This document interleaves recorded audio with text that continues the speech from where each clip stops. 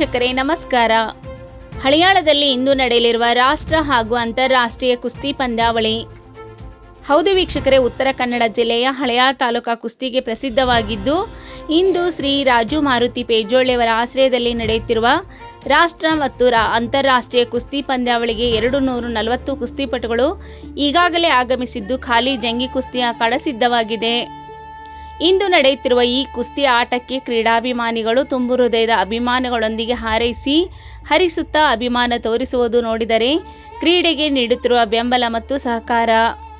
ಕುಸ್ತಿಗಾಗಿ ನಿರ್ಮಾಣಗೊಂಡಿರುವ ಅಖಾಡ ವಿವಿಧ ಬಣ್ಣದ ಅಲಂಕಾರಿಕ ವಿದ್ಯುತ್ ದೀಪಗಳಿಂದ ಕಂಗೊಳಿಸುತ್ತಿರುವುದು. ಶ್ರೀ ರಾಜು ಮಾರುತಿ ಪೇಜೋಳಿ ಜನಸ್ನೇಹಿ ಕುಸ್ತಿ ಅಖಾಡದಲ್ಲಿ ಇಂದು ಮಧ್ಯಾಹ್ನ 2:30ಕ್ಕೆ ಪ್ರಾರಂಭವಾದ ಕುಸ್ತಿ ಪಂದ್ಯಾವಳಿ ರಾತ್ರಿ 12 ಗಂಟೆಯವರೆಗೆ ನಡೆಯಬಹುದಾಗಿದೆ.